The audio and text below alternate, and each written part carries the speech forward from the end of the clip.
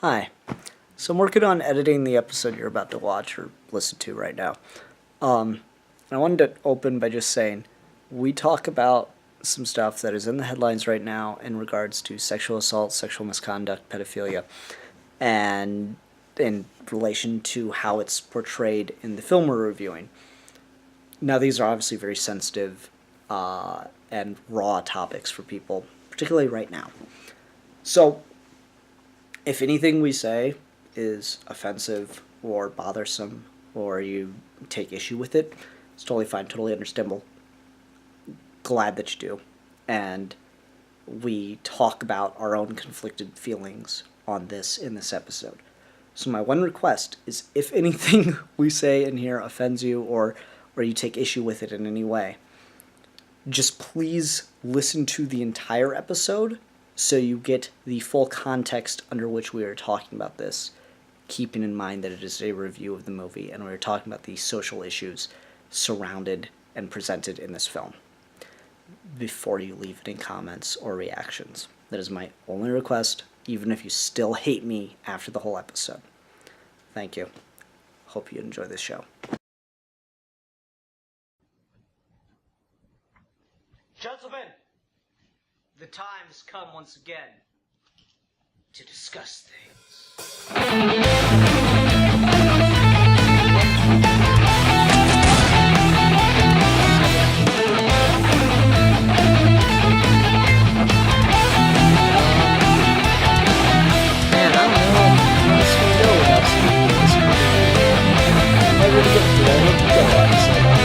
Oh, fuck, dude, I'm brain dead right now. Well, that's encouraging. Alright, fuck it, let's go. Hi everyone, welcome to another episode of Geeky Gentleman History Month. I am Supportu, and this is of course the month in which we discuss the contributions that Geeky Gentlemen have made to history, but that have been ignored by a biased educational system. With me today is Rasco of Rasco's Modern Life. Hello, Rasco. Hello. And Steve was supposed to be here because this was his pick, but Steve's not here, so we'll see how we do. Anyway, Rasco, what movie are we reviewing today? We are reviewing Chaplin. Yes, indeed we are. Let me just ask you, have you seen this before? No, I've never seen this movie until now. Okay. I remember watching this a couple years ago. I think it was maybe on Netflix at one point or something. So this is like from 1992. Robert Downey Jr. Stars as Chaplin. This is like pre-rehab Robert Downey Jr.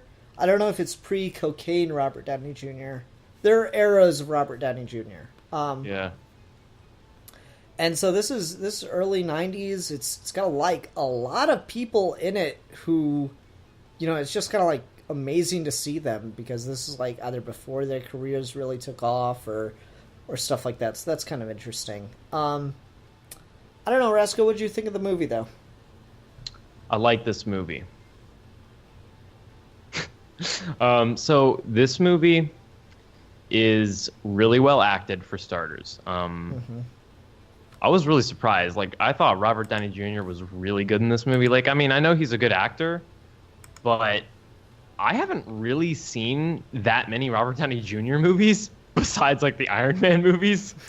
And some of his, like, really early stuff. But he's really good in this movie, I think. Oh, I'd agree. I think he is absolutely fantastic. This is the one he got nominated for. Was it an Academy Award? Yeah, he got an Academy Award nomination for this, which is, you know, not surprising. He delivers an absolutely fantastic performance here. So I don't know. I find this to be kind of a difficult movie to talk about, but it is surprisingly, what's the word? Poignant, relevant at the moment, given the current social landscape as we talk about sex and power in Hollywood in regards to Chaplin's life. So I guess I'll just start us off with this question.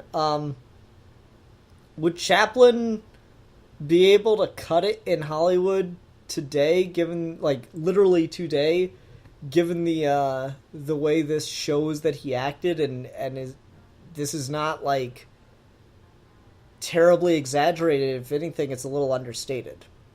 Yeah, well, I mean, it would have. Yeah, I guess it would have it would have been okay, I guess, a few months ago, but literally today, no, obviously not. Yeah, and it's kind of crazy to think about because I don't know, this movie frames the way that he's acting toward women in a really, really weird way.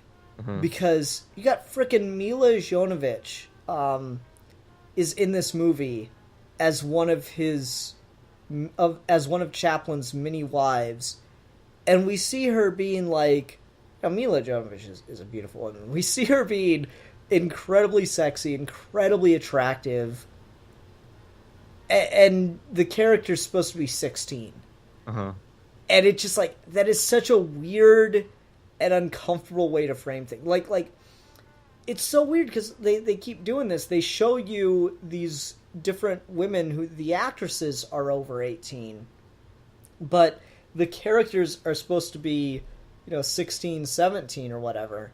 Like that first woman that he dates in London, like that character's supposed to be 16 years old. Yeah. And the first time we see her, what do we see but her tits, right? Mm-hmm. And so this puts you in a really odd place as an audience member. Yeah. Because you are seeing what is just, I mean, it's framed, it's picking actresses that are, very beautiful.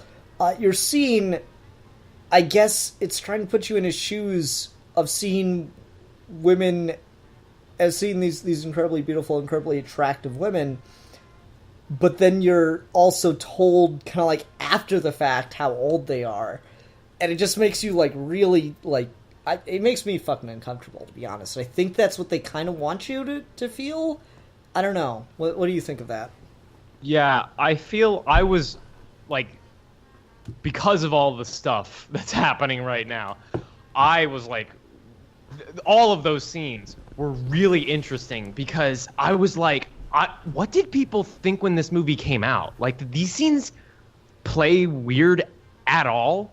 Because I almost feel like the movie is kind of trying to like get by with this different time. It was okay. Which, I mean, it doesn't really make sense to take the morality of today and attach it to other time periods. But this is like not like hundreds of years ago, right? This is like Hollywood. People are still alive, right? Yeah. Yeah, that's the thing that makes this like really, really interesting to watch, and the context for this completely changes. Where you've got, like even just ignoring the age question here, there's also the greater question going around in Hollywood right now of, is it appropriate for someone of influence and power in Hollywood to make sexual advances towards, lower tier, lower reputation actresses and actors, but this is obviously more of a man against woman problem than it is anything else. Not to diminish male victims of sexual harassment. But, just you look at the cases, it's obviously greater grouped around one area.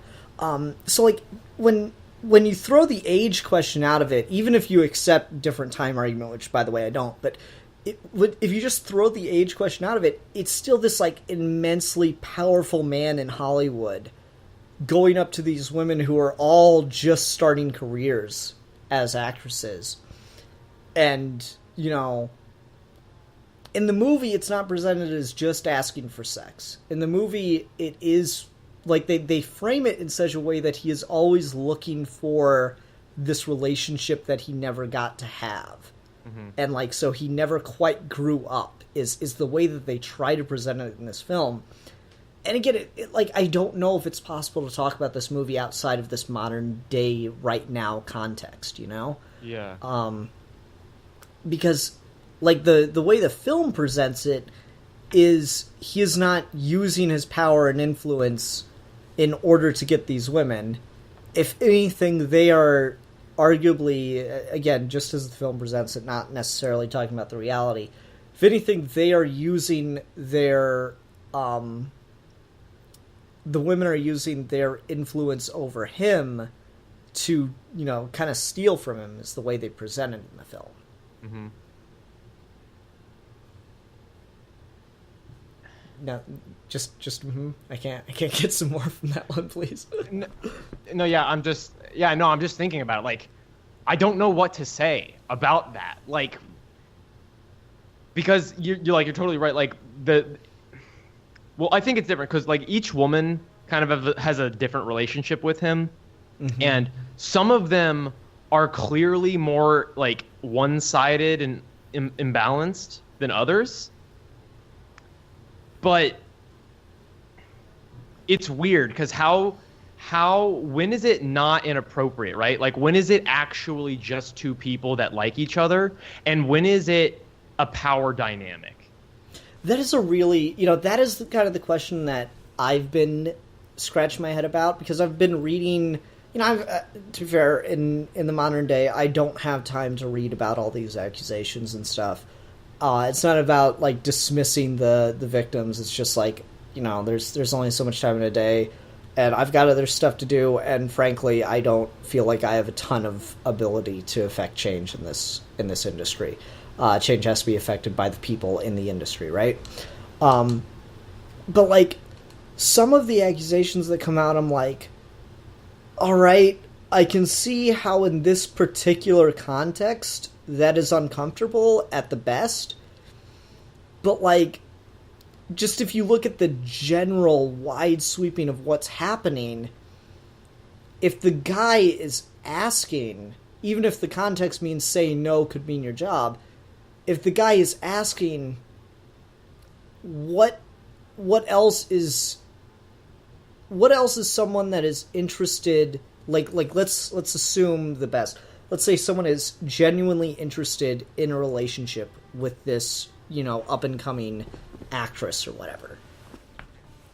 Is there an appropriate way to present themselves to this person that does not inherently threaten their career to turn them down? Mm-hmm. And, like, even if there was, how can either party be sure that's what's going on? Like, mm-hmm. how can...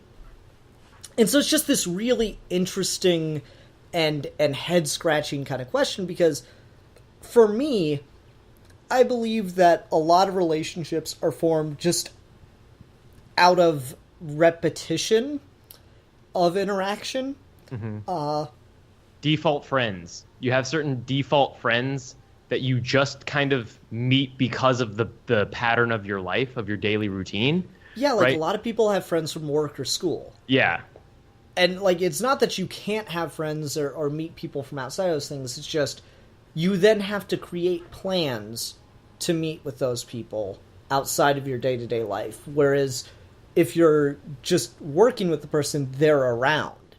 And so the reason I ask this question is because I wonder, is there a way for someone in, like, a position of power in Hollywood, whether that be a producer, director, or whatever, to legitimately seek out a relationship with someone that is not just about using the person for sex, when that person that they are interested in, like, objectively has less power than them?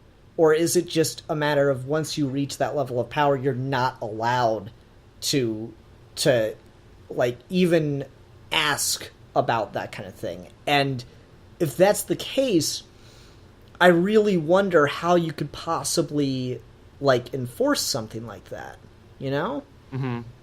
Yeah, it's weird.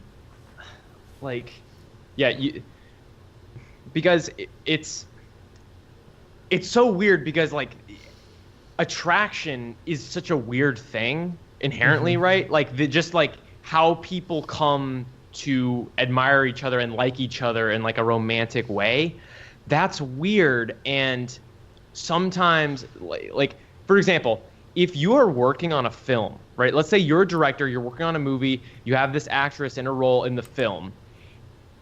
It is a horrible idea to confess that you have feelings for her while you're making a movie, I feel like.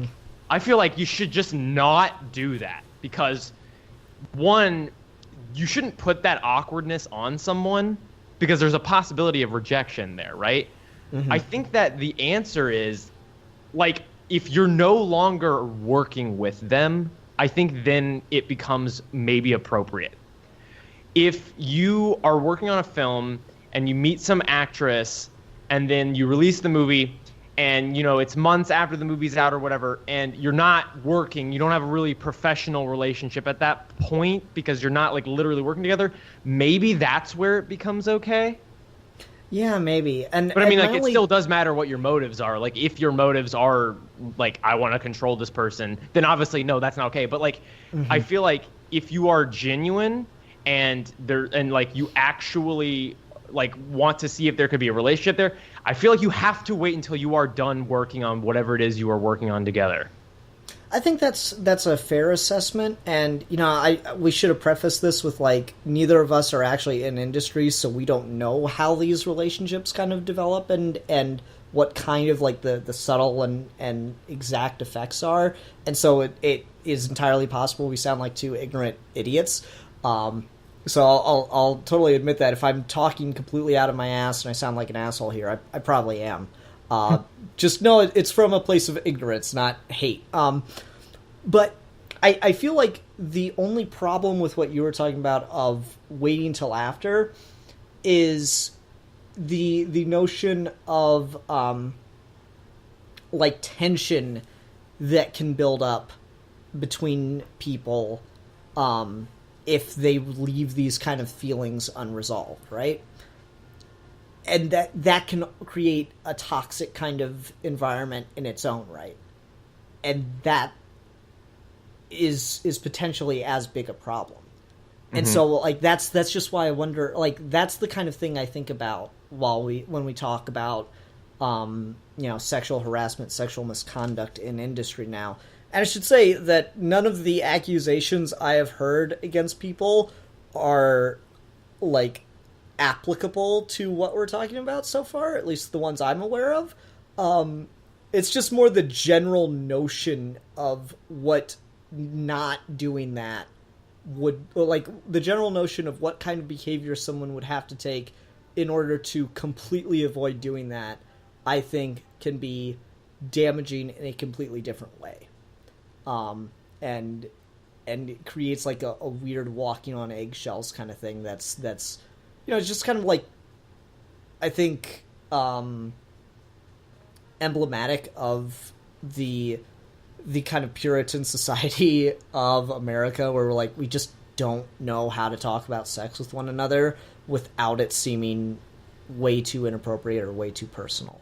And that's just... It's weird. Like, we kind of, like, as a society, it feels like we, like, weirdly have double standards. Like, it seems like in the general mainstream, we want to normalize sex, but then, like, right now, we're super sensitive about it because of what's come out recently in the news about Hollywood, about sexual harassment, about all of that. So I feel like it's literally like a matter of different slices of the pie of life. We just have different standards for some reason, and that's what's weird about it.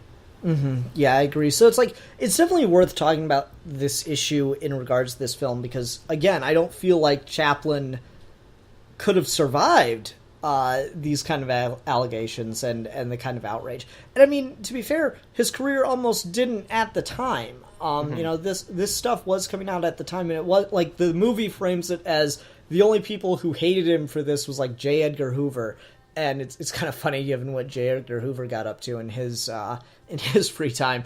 But like the way the film frames it is the only people who had a problem with it was J. Edgar Hoover. No, there were a lot of people who did not feel comfortable with what Chaplin was up to in his day-to-day life. Like, I watched a couple of, like, documentaries and read some articles on Chaplin in preparation for this because I didn't want to sound too ignorant. And yeah, he was not, like, you know, off scot-free. No one had a problem with him whatsoever. the way this movie tries to portray it. Mm-hmm.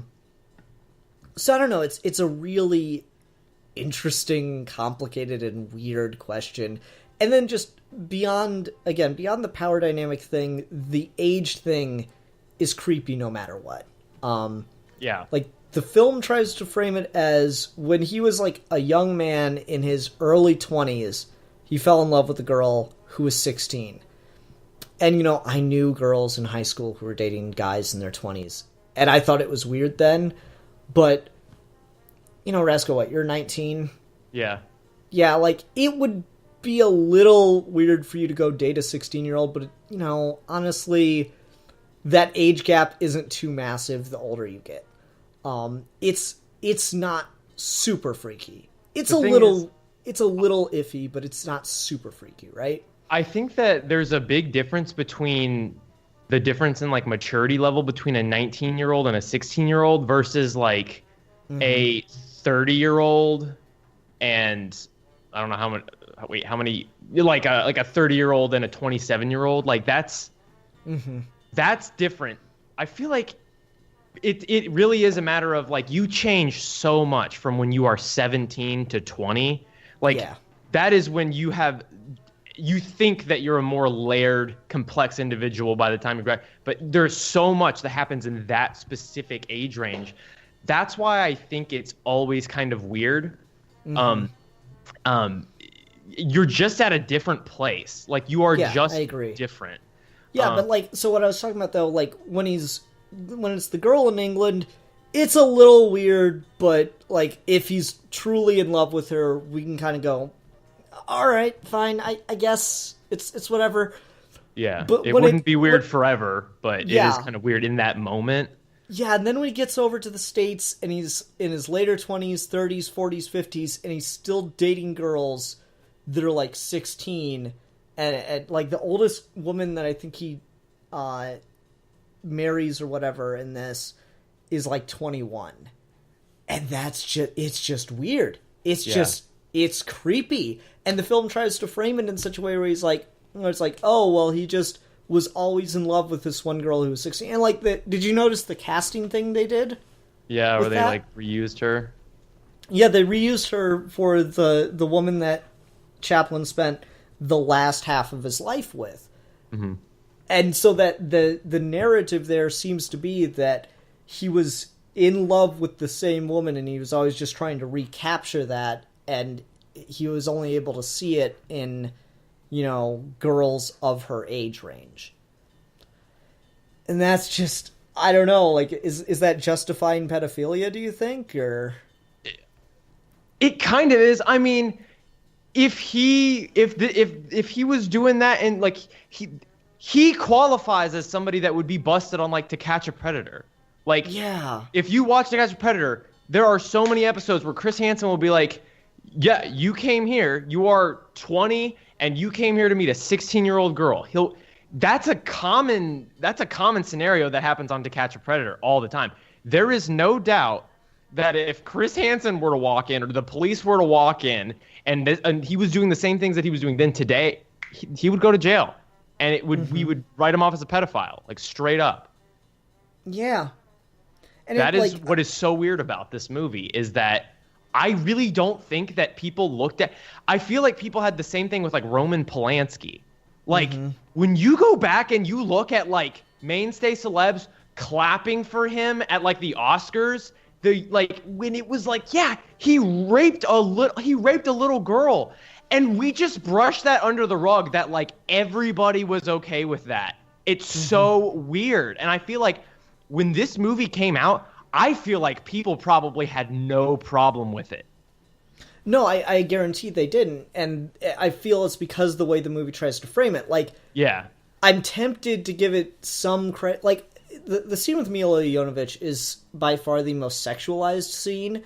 And in that, you know, it tries to portray Chaplin as if he's kind of sort of not okay with this, where, like, he's, like, he tells her to go wash her face, he tells her that she needs lipstick, and you can tell, like, the way down he plays that is he is trying to psych himself up to think that this is okay to do. And, like, everybody criticizes him for this. Like, I don't feel like the movie's necessarily trying to justify it, but I don't think it's playing it as creepy as everyone should find it, you know? Or as creepy as we should find it. Like, I feel the movie's trying to act like it's walking more of a balanced, even line, and I feel like it's almost too sympathetic toward him. And maybe that's just because it does a really good job of showing the kind of person he was outside of his sexual interests. And like, that's, I don't know, it's a really complicated thing because, yeah, I kind of like Charlie Chaplin's political views. I like Charlie Chaplin's movies. But I'm also of the opinion that I can like everything you've ever done, but the second you sleep with a child, I'm sorry, fuck you. And that's the creepy, weird place that I'm put into, is like, it's trying to make me like him in spite of that. And, you know, I remembered watching this. I did not remember that all the women were teenagers. For whatever reason, that detail didn't enter my mind. And, you know, just watching this out, it's a really weird film to watch, I think. Yeah, it's interesting because I feel like this movie has just an entirely different effect, like, just in the last few weeks. Like, this movie is a different movie today than it was last year. Yeah, I agree. This is a really interesting case of, like, how time changes a film. Yeah. And it's interesting because it doesn't necessarily make it not work. In a way, it adds, like, a layer of just, like, complexity to the piece itself. Because, one, there's the relationship that the film has to the real world, but there's such an attitude change right now. And so people will all just inherently, if they go back to this film, they'll look at it differently. At the same time, it doesn't, like, hide all of that stuff. That's what's weird about it, is that it wasn't like they hid the fact, like, in the movie, you see these relationships. So it doesn't really, like, really hurt the movie necessarily. Like, there are a few scenes where maybe, yeah, it is kind of trying to normalize those relationships, and that's kind of weird. But the fact that it still shows them, and it makes sure that you know that the age is a detail that's important. Like, it tells you their ages. So it wants you to know that. So in a way, it's like, it's really interesting because I feel like that, to some degree, maintains a level of balance within the movie, like, that you just cannot get rid of because they put so many facts in the movie in those specific cases, like the ages, that, like, you can't take those out. You can't, like, remove that part of the movie. That's there. And so now you just have to say, what the fuck do I think about this? Yeah, it makes it, watching it today when we're more sensitive, more aware of the issues of sexual harassment, sexual misconduct, pedophilia, it makes it just a really awkward and weird movie to watch. And then there's, like, so I had to do a Google search that I wasn't happy that I had to do a Google search of. Like I feel my name's on a list somewhere now after doing this Google search, where I was like, okay, what was the age of consent in California in the 20s, 30s, and 40s? Because that is kind of the question that, like, all right, was this at the time even legal? And from 1897, I think it said, till today, the age of consent in California has always been 18. And then there's other weird questions and weird things to think about in regards to that, where, like, okay, so the age of consent for an adult is 18 in Indiana, but pre-existing relationships or relationships between teenagers, it's 16. And that's, I don't really quite understand that distinction, but what the fuck ever. It's just, it makes you bring up and think about these weird issues, and you're just like, God, Chaplin was complicated, and it's kind of hard to just, you know, like the guy as much as, like, all right, let me ask you this. If you ignore the relationship side of this, if, like, they'd made the Chaplin movie but they hadn't included the women, would you would you walk away from this film going, man, that Charlie Chaplin was a really cool guy? If they like just intentionally removed all of that stuff to purposely mislead me. Yeah, or maybe not. Well, yeah, it kind of would be to give it's to give you a certain impression. If they remove that, it would be to give you a certain impression of him as a character or as a person.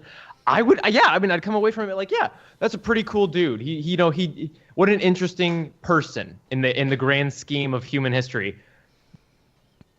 And it's not like that's not true once all of the relationship stuff is like revealed and added. It's like he's still a really interesting figure. And it's just that like he's clearly a mixed bag, right? Like clearly there's a mixed bag there. And so like adding that stuff, I feel like I've got to give, like I asked earlier, do you think it's justifying or normalizing pedophilia?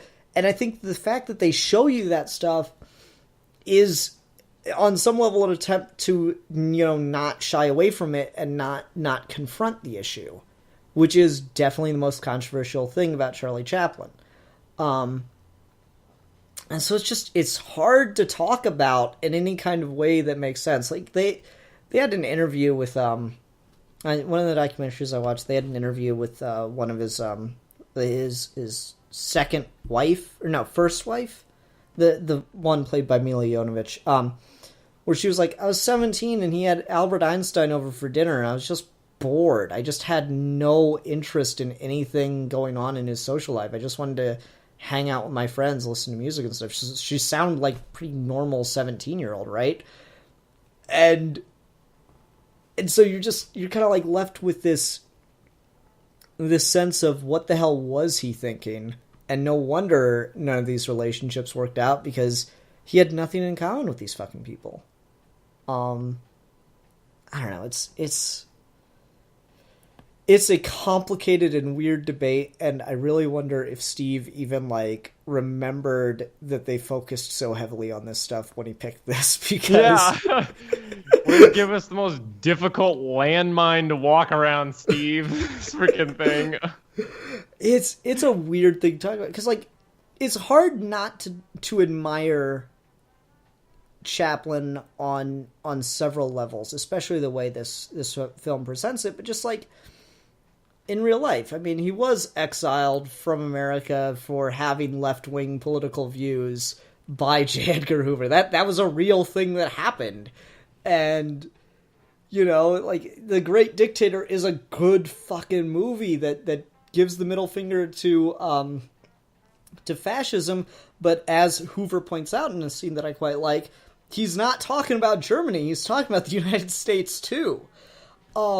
So it's hard. It's hard to talk about Chaplin because he is a gray figure in history because of this shit. Yeah. And yeah, I don't even know what to say about, like, cuz yeah, like I agree. He's a really interesting person and he's obviously a really talented artist, and like obviously we know this. That does not make you a good person. Mm-hmm. And I don't know. I kind of feel like I don't know. I just when I look at a movie like this, it kind of makes me just think like, how apathetic are people in the real world? Like, if this movie, because I feel like, I don't know, I've never seen people talk about this movie before, but I can bet you that if you go back and like, I bet you if you just try to find people who have discussed this film, very rarely before this year will the discussion of their ages ever come up. I feel like maybe I'm wrong about that. And if I'm right, that horrifies me. But I have a gut feeling that when this movie came out, if you look at what people were talking about, the last thing coming out of anyone's mouth was questioning the age thing. Yeah, and that's the thing that we can't, like I kind of want to talk about other stuff in this, but I feel like this is the thing that makes this movie really relevant right Yeah. now. So yeah, I think I'm just going to leave that side of the conversation. I mean, we're more than half an hour into the episode, and literally that's all we've talked about. Yeah. Is the sexual relationships. And yeah, I think that is the biggest problem. I think that is the thing that is most worth talking about with this movie nowadays. But I don't know. One, I don't know how much more I have to say on it because I just feel conflicted as fuck. And two, I don't want to sound much more ignorant than I feel like I already have. Yeah. Because there's just like a lot of things that I don't really know about when it comes to like sexual harassment, sexual misconduct, stuff like that. And I'm trying my best to just give my honest thoughts, honest reaction and feelings to these kind of things in regards to Chaplin, both the movie and the man. But I'm reaching the point quickly where I feel like I do not know what ground to stand on to talk about it. Yeah. And so, like, I just want to kind of move on from that section and talk about some of the other stuff. So one of the things I quite liked about this movie is it showed kind of the zaniness of early Hollywood. Mm-hmm. Like, I really like the scene with, like, what is his name? Max Schreck, where he's like, I am committed to quality here. I make no more than 2 movies a week, and I always make sure they have a budget of at least $1,000. Mm-hmm. That is just the most quaint, crazy kind of imagery to associate with Hollywood nowadays. We have, like, you know, multi-million-dollar blockbusters that take like 3 years to make and shit like that. I don't know. What was something you liked about this movie? What I really like about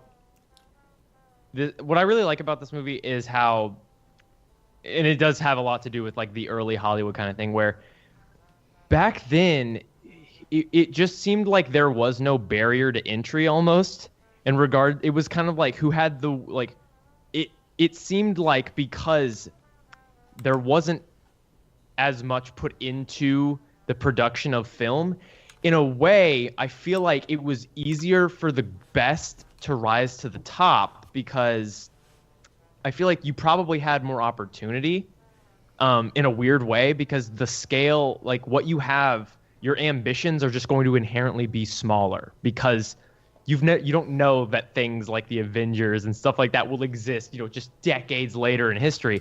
So the scale is smaller. Mm-hmm. And that's what I love about at least the story of him, like as an artist, where it's just like this guy who takes a step into an art form. And then from there, he steps into another art form. And then from there, he's like, I want to be more involved. I'm not just going to be the guy who's on screen being goofy. I want to direct. I want to create the story. I want to be the master of my own creation. He wants to control everything. I love that because he's like evolving as an artist throughout the film. And that's so cool because we have certain art forms that like spring up here and there, but they're things that you have to be a smaller piece. Like you're a cog in a machine. So like, for example, like video games. Mm-hmm. Like I would argue that video games are like a new budding art form the same way that movies were. And the difference though with like video games is that like they're already massive. Like video games have already gotten to the point where they're like some of the most expensive entertainment ventures, period. So like we've already just gotten to where we are with movies with video games happened really fast, it seems. But when you look back at this movie, you see the same thing happening with movies, and that's what's really cool about it.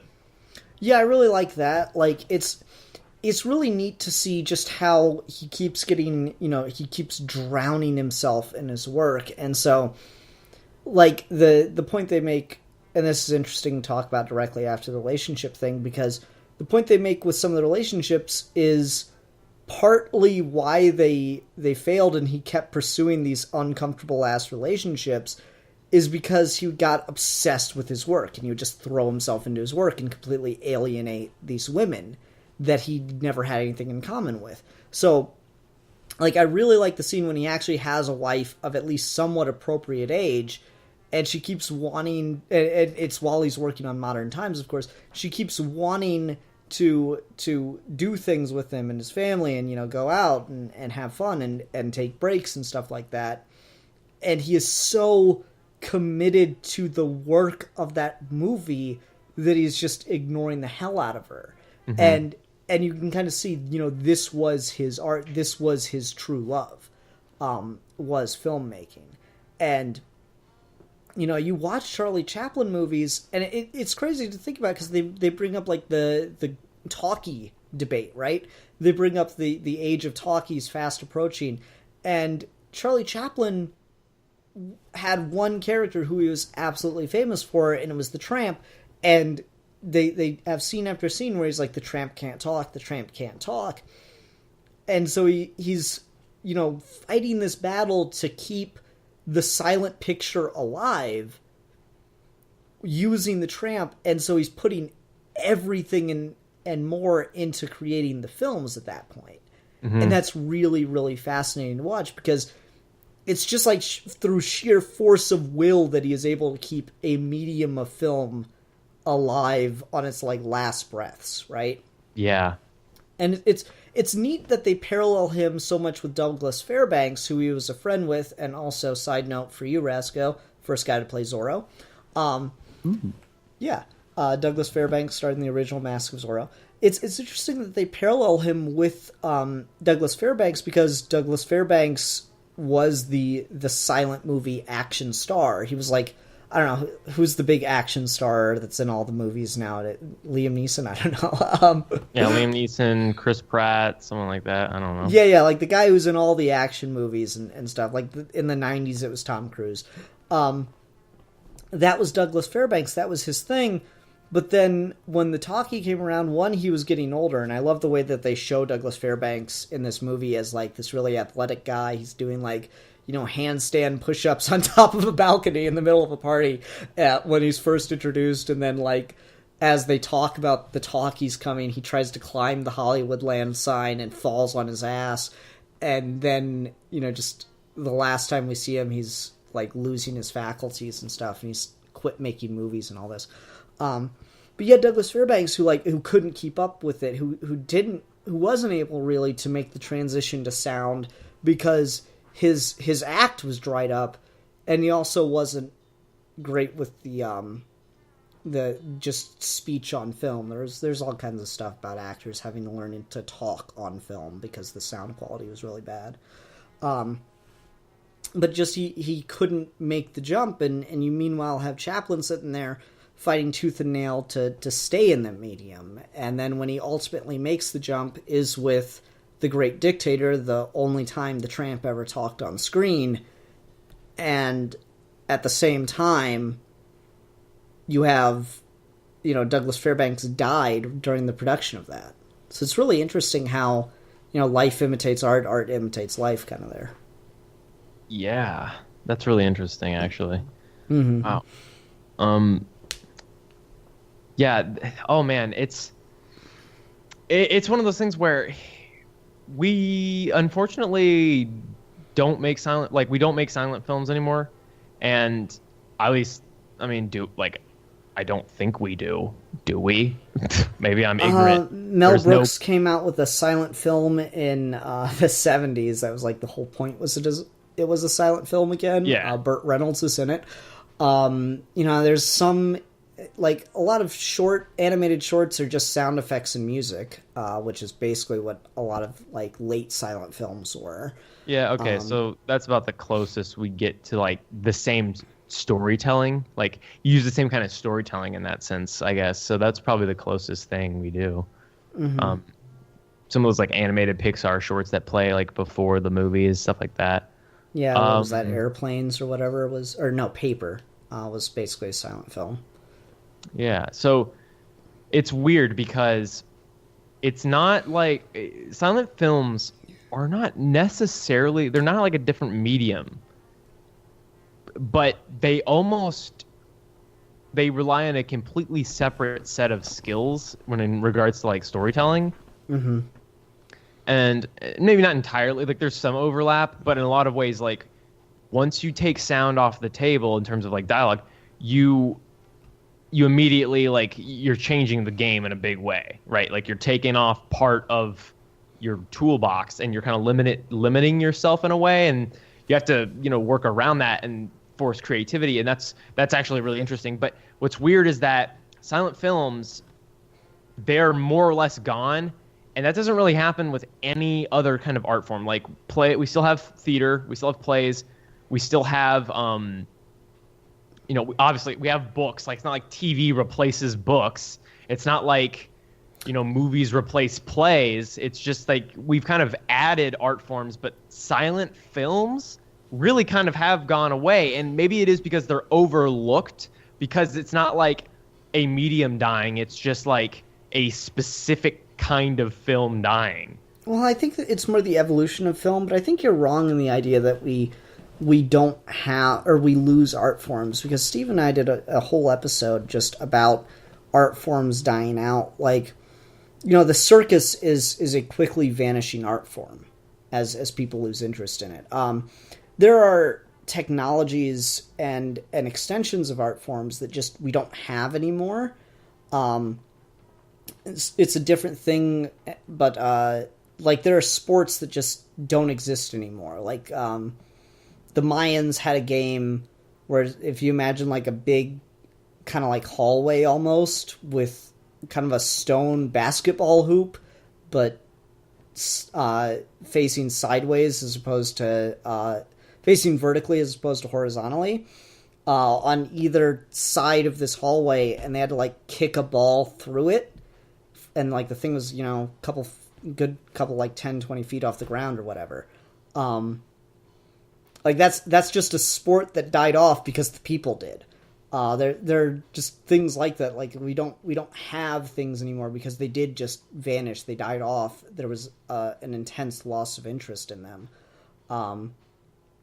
And so I do see what you're saying though. Is like those are more the exception though. A lot of art forms don't just straight die. They just kind of dwindle, and then there's not much of a passion for them. But people there tends to be a small elite community around them.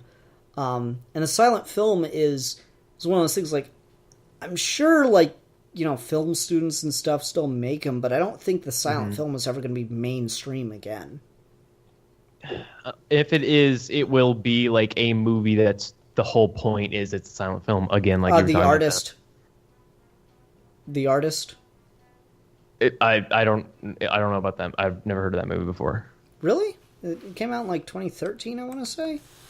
When did The Artist come out? Like, the whole point of that was it was a silent film made in like the 2010s. Right, so I guess those will be the only kind of silent films we ever get, or like the ones where it's like, hey, look, it's the one silent film that we're doing again. 2011. Yeah, that was like a big artsy thing. Weinstein Company. Woohoo! We can't get away from it tonight. Oh my god. Yeah. The Artist was like one of those things, and so yeah, if you're going to make a silent film now, it's either because you want to explore the medium of doing a silent film, or because you just can't get voicing done, like you're doing an animation thing, you don't want to pay for voice actors, stuff like that. It's like, no one just makes a silent film because it's just, oh yeah, this is the easiest way to do this. Like at this point, it's a challenge, or it's just a thing that you have to do because you cannot get, voices. Yeah, it might happen by accident. You lose the audio files. Oh, right. And it's weird because there are different restrictions there, like you were saying, and it's a unique way of making films. And I like the point that they have Chaplin raised in this, and I don't know if this was actually his point or if it's just kind of the movement at the time was saying this, like, who's going to watch your silent films when everyone else is talking? And he goes, China, Russia, like all the countries, the other 9/10 of the globe that don't speak English. I'm like, that's a good ass point.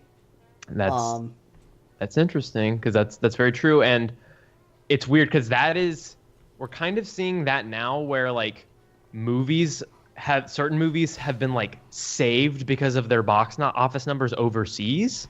Mm-hmm. Like that might happen with Justice League, maybe. Like World of Warcraft, for example, was one of those. Or just it was just Warcraft. Like that movie was like saved because of how well it did overseas. Well, what's interesting is maybe I'm just ignorant and I don't know, and that's always kind of been happening. I don't think that's the case though. I think that that's more of like a recent phenomenon. Is like movies now can fail in America and probably will not get a sequel if they fail in America, but destroy overseas and actually make a studio profit. That's weird, and that is the same kind of thing as what he's talking about there. Like certain things will just appeal to other people because literally there's a whole planet of people. Like so like there's just inherently going to be different there's just going to be different like hunger for different kinds of things depending on where in the world you're looking. So that's really interesting that like literally anybody that doesn't speak English can still enjoy these. It changes nothing for them, right? Like it's the same thing. Yeah, the world over can enjoy Charlie Chaplin, and it's weird because like Hitler had copies of Charlie Chaplin's movies. You know, The Great Dictator was banned in Germany because it was obviously mocking Hitler. Guess who had a copy of it? Hitler. That's weird, but like there was an undeniable appeal of Charlie Chaplin. Like, this was something I didn't know, but paintings and art of the time that depicted like the common man versus the rich man, the elite. If you looked at like the feet, apparently I don't know this, but I found it an interesting point, and I'm just going to spread it if it's not true anyway. The feet of all the rich people in like paintings and pictures and stuff would be pointed forward, and the feet of the working man would be pointed side to side, like connecting at the heel, because it was in reference to the tramp's style of walking. And that's really interesting. There was an undeniable appeal worldwide to the Tramp of just this like down on his luck kind of silly guy who wasn't afraid to kind of speak up to power every so often. Yeah, that's really interesting if that's true. The feet thing.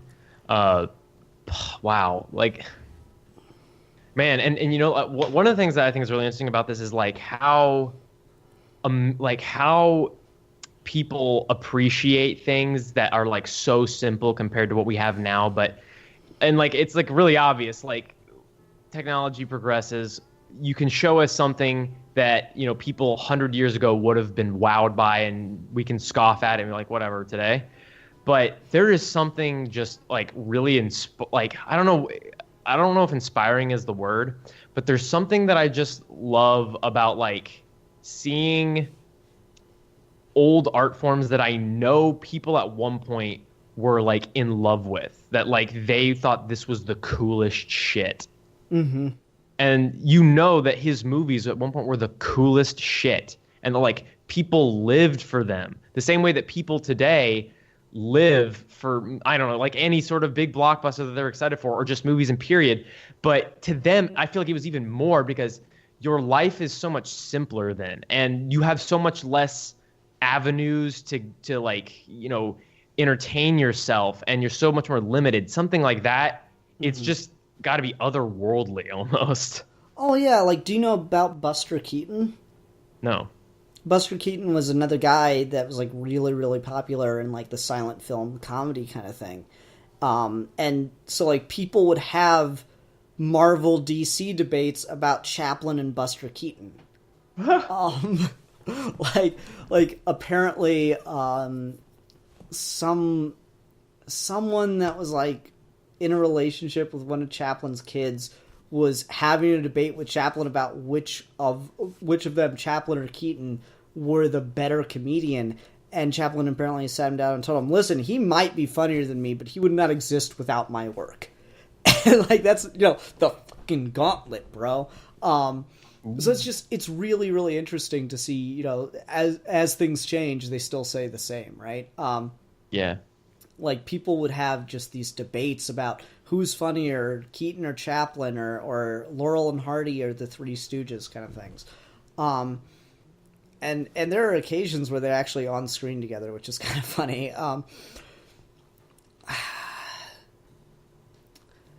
How do you feel about the like, one thing that impresses me with this movie, we talked about Robert Downey Jr.'s acting for a bit, but I want to get back to that a little bit. Because one thing that, like, really, really amazes me about this is a lot of times when you see a biopic and they're talking about someone who's on film, whether that be an actor, director, or like we were talking about with Rush, where it was sports stars, and they actually cut and started showing footage of the real people. Uh-huh. I was so impressed with Robert Downey Jr.'s portrayal of the tramp here that with the fact that they could show original footage of the Chaplin films, and you can honestly not tell that it's not a recreation. You know, like, I would not have been surprised if someone told me, oh no, they reshot those scenes for this movie. But it's not. They show the original footage. That's how good a job Downey did portraying his character. Yeah. And I really, really like that. Yeah, and I mean, I don't see, like, I just don't see Robert Downey Jr. when I look at him in this movie. Like, he's just not who he is. Like, if you showed me this movie, I would have and it was the only Robert Downey Jr. performance I'd ever seen. I would have no idea what he's like in real life. Like, I would have no inclination as to, like, what his personality is like. Like, when you watch Iron Man, like, you kind of understand that there's inherently some Robert Downey Jr. in the character. This is the opposite. He's not there at all. Like, it's really impressive. And the voice is so not forced. It feels so real, and the voice is a big part of it. It changes who you're looking at just when you hear him talk. It doesn't sound like Robert Downey Jr. Yeah, I agree. Like, I really like the scene where he's talking to the sound engineer, and, like, his brother brought in the sound engineer to try to convince him that talkies are the way of the future. And they have this argument, and he goes, who's the most famous ballet dancer? And I don't even remember the name he throws out. He's like, oh, wait, so he'd have a Russian accent. All right, so you imagine seeing Swan Lake, and it's the most beautiful performance, brings a tear to your eye, and then, at the end, comes out and says, oh, thank you, comrades, for that it's a very important performance that I just get. Like, you would be ridiculous. You would only be able to hear his silly Russian accent at that point, and it completely ruins Swan Lake for you. And, like, just Downey gives such a good performance. Like, you really get the feel like Chaplin could be just that naturally funny in person, even if he was pissed off at the time. Yeah. And that's just a really, really cool way to display that. And Downey's he's seamless in this. Every scene is just so damn well done.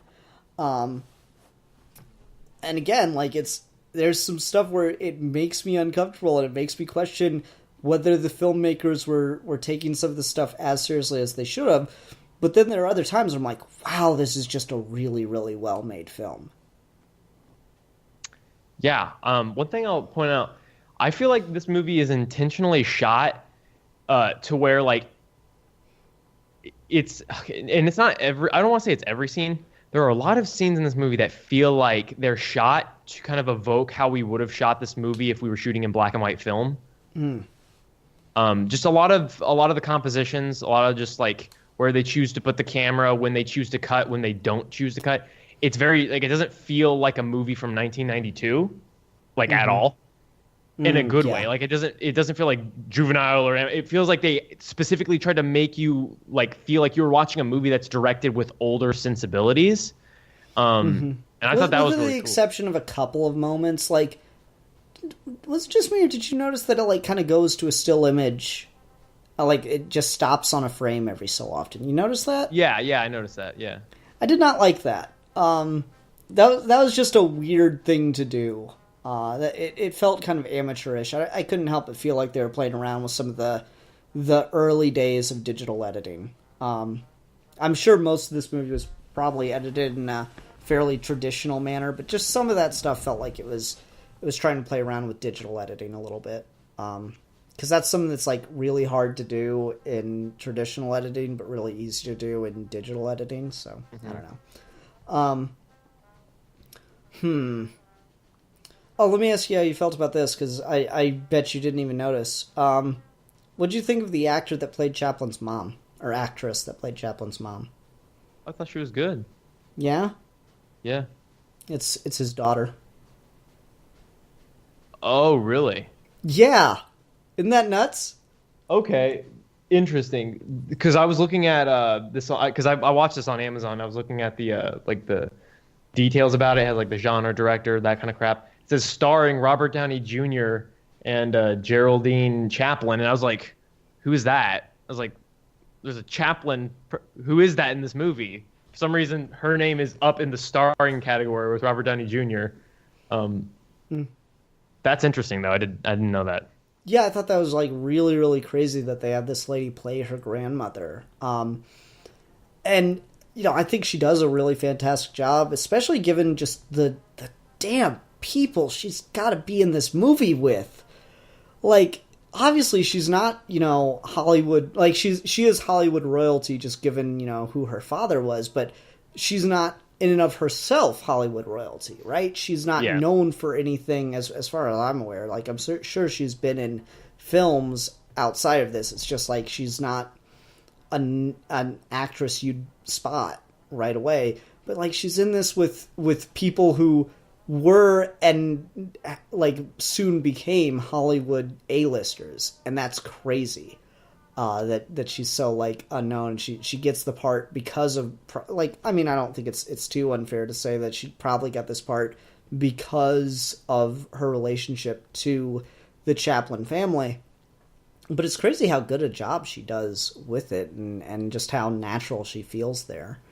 Yeah, like I had like if you were to say like point out who you think because maybe I don't know, maybe she's like. Do we know like if she is an actress? Like, yeah, she is. She is an actress. She, like, one of the documentaries I watched, she talked about how she didn't get to come to her father's funeral because they wouldn't let her leave a film set at the time, which is pretty fucked up. But Well, that's. I mean, I don't. I thought she was very good in the movie.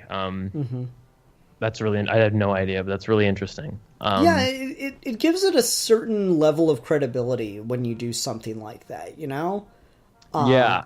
Like, we talked about Allegiance earlier this month, and just putting George Takei, a guy who had, been in a Japanese internment camp, in a play like that, like, obviously he helped get it off the ground and everything, but it just gives a certain level of credibility to the history you're showing.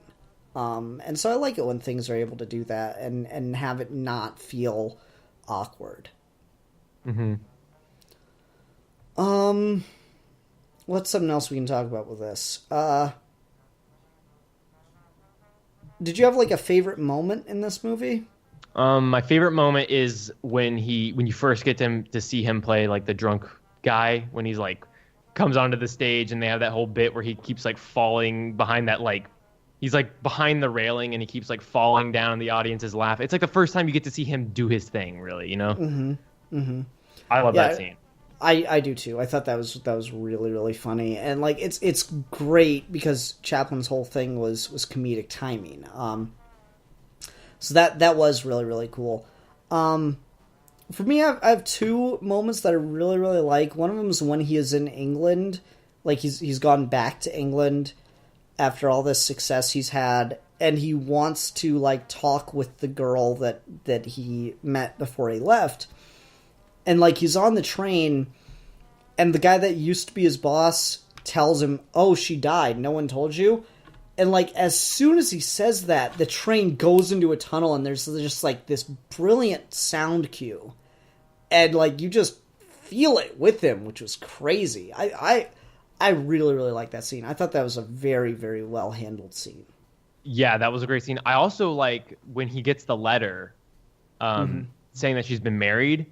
And he, like, reads it, and he's, like, trying to play it off, like, like, good for her, I'm glad she has some happiness. And then, like, as soon as the guy leaves, I love how long and the different because he doesn't just go, like, now I'm sad. He has, like, 3 different stages of sadness where you feel, like, three different, like, realizations in his head, right? It's, like, it just slowly kind of dawns on him what this really means. I don't know. I love that. Yeah, I agree. And then the moment I also really like is when he is practicing his Adolf Hitler. I love that he is sitting there watching Hitler speeches, and he's actually saying some of the real parts of the speech, and then he just like randomly throws in the word sauerkraut. That was like really, really good, because like it's naturally funny that he's doing that like really stereotypical thing, but then like it's also just really interesting to see that he clearly hates this guy. I love the just pure hatred of fascism that that they display Chaplin had, because that was very much the case. Like Chaplin famously went on vacation to Europe one year and mentioned in an interview with the British newspaper that he was really worried and disgusted by a particular brand of nationalism that was marching its way across Europe, and he meant fascism. And they like kind of tore him to shreds and made fun of him in the tabloids for that. And guess what? A couple years later, World War II.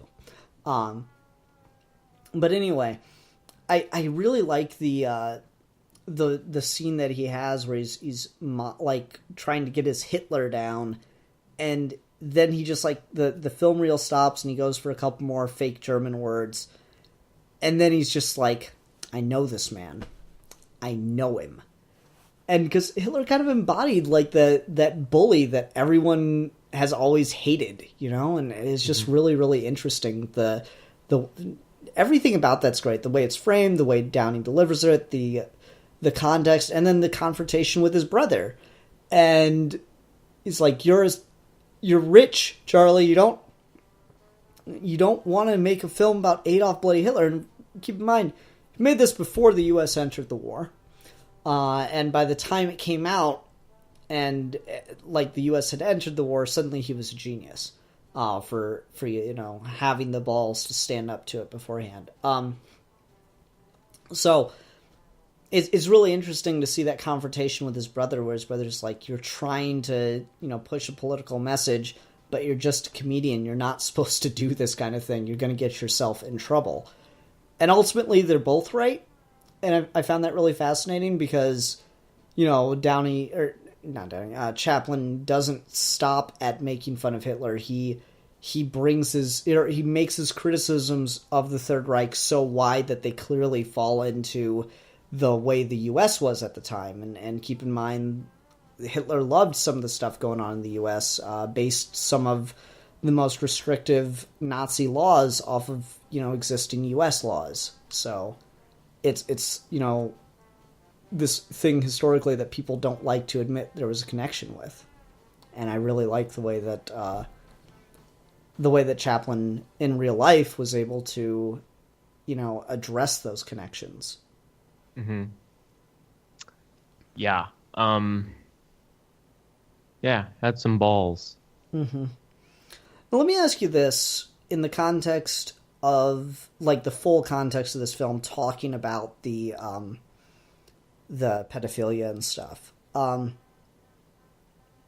Do you, like, because I remember when I first watched this, it made me want to watch some of Chaplin's old movies. And I did, I watched The Great Dictator after I initially watched this film and stuff. Do you have a desire to see some of Chaplin's movies after seeing this? Yeah, actually. But at the same time, it's just this undeniable weird feeling in the end of it all, right?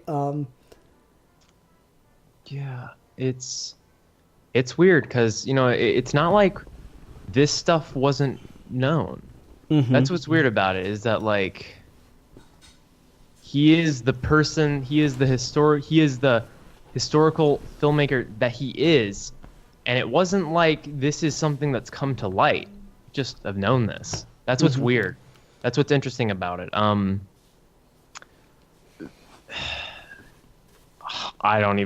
don't. This is a mind fucked right now, dude. Honestly.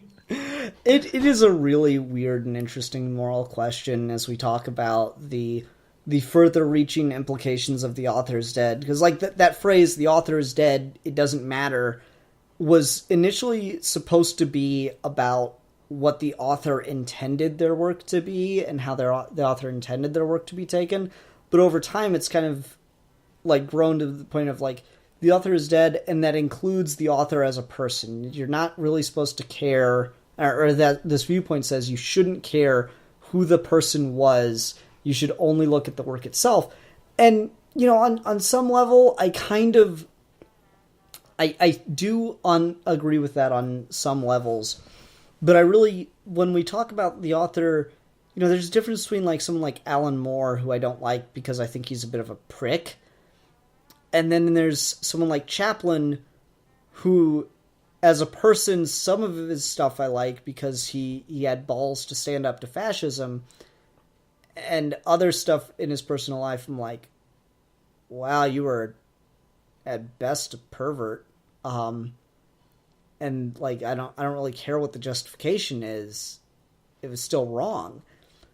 And so it creates this really interesting moral quandary, because I do think that you could still watch Charlie Chaplin's movies and laugh your ass off. And if you don't know that about him, if you don't know this stuff about him, it's fine. So, like, is it okay to put yourself in the headspace as if you're watching something without knowing about it again, once you do know? Are you allowed to go back to ignorance? Are you allowed to feign ignorance? And this is, like, a modern thing that I deal with, you know. We've talked a little bit about the Wonder Woman movie, and I've mentioned in the past, and, like, I think the movie on its own is just okay, but, like, one of the things that actively makes me have a lot of problems with that movie is who's playing Wonder Woman and her political views and stuff. And I'm just like, I've a harder time with the movie itself now. And so I you know, if I buy the complete collection of Charlie Chaplin films, I'm not hurting any of his victims. I'm not helping the man, because he's dead and most of his victims are probably gone at this point. I still feel weird throwing support to someone like this. And I don't know, it's a complicated mess, I think. Yeah, I mean, it's really interesting because, I mean, just today, something that Connor showed me earlier today on Netflix. If you look at House of Cards, the show, they've changed like the title card for the show, like the image that you see. It's Kevin Spacey, but like his face is like distorted, like, you know, like your TV or like is like glitching. It's like kind of like statics. They've just like added a little bit of static to hide his face. And I look at something like that and I go, I feel like that is us pretending to be adults. Like, the show is still there. You can watch the show. What do you think? Like, what are you doing just digitally, like, screwing up his face? Like, you didn't take, like, I just don't understand. What is that like a gesture? Like, what does that gesture mean? I feel like when these things come up, we don't even talk about them like adults. It all of a sudden becomes a, like, it almost feels like we're looking to, like, try and find somebody to pounce on for that. This is why it's so hard to talk about, like, this specific subject, because you're afraid to take any position because you feel like immediately you might accidentally, with the best of intentions, have defended something that is probably wrong or bad, and all of a sudden people will come after you. And I feel like everyone wants to go after someone, and I feel like there's these weird gestures that people do to kind of like show that they care, that really, to me, kind of show the exact opposite, that you don't care, but you want to give the illusion that you care, that you're being aware of these things. That is one of them, where I look at that, I'm like, what do you, like, am I supposed to give you props because you blurred out his face on the fucking title card? Like, I don't think the show should be taken down. I don't think they should have changed Kevin Spacey's face on the title card, because I think that's acting like that means jack shit, like that does something. And I don't really think it does. I think that, like, that's literally acting like a child at that point. It's like, ooh, I'm afraid of monsters, so I'm gonna hide under the covers. It's like, do you think that's gonna protect you? Yeah, it's a complicated mess, and I don't want to get. Again, I wanted to try to avoid the sexual relation side of it again because we spent so long on it. But Yeah. just with the question of no, just with the question of like, can't like I remember this movie originally made me want to watch some of Chaplin's films, and it gave me a certain level of respect for Chaplin. Like, I mean, that is a beautiful scene at the end where he gets the lifetime achievement award. Like, and they show these clips from all his old movies, and you know, people are laughing in the audiences still, and he realizes that he's not irrelevant, that he's not forgotten. That's a good scene. And like it's kind of the perfect summation of Charlie Chaplin's influence on Hollywood.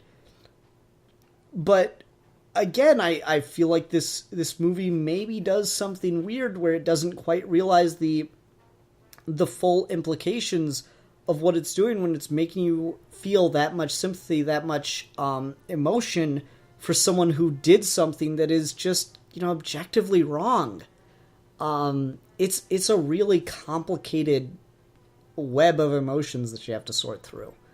Yeah, and just 1 second, I just want to make it clear. I was not defending Kevin Spacey at all when I said that. I'm just not giving Netflix brownie points for removing his face from the title card of House of Cards. This is what I was saying. I'm sorry.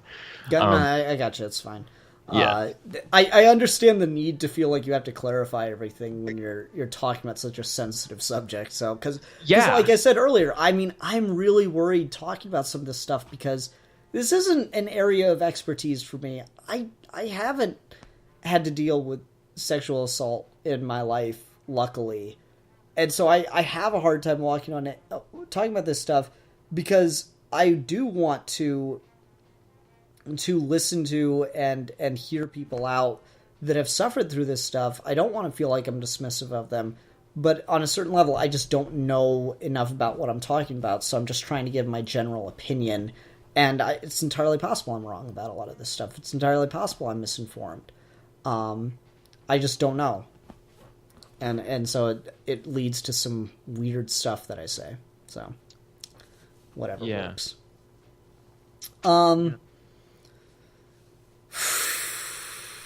Let's go ahead and go on to score. I don't know what the hell we're going to score this movie, so I'm going to let you go first. And I feel weird now because I opened this movie. I opened this like I like this movie. That's what I said at the very beginning. But I mean, I like this movie. Like watching this movie was really interesting because part of what made it so enjoyable was the thought-provoking relationship stuff between him and the girls.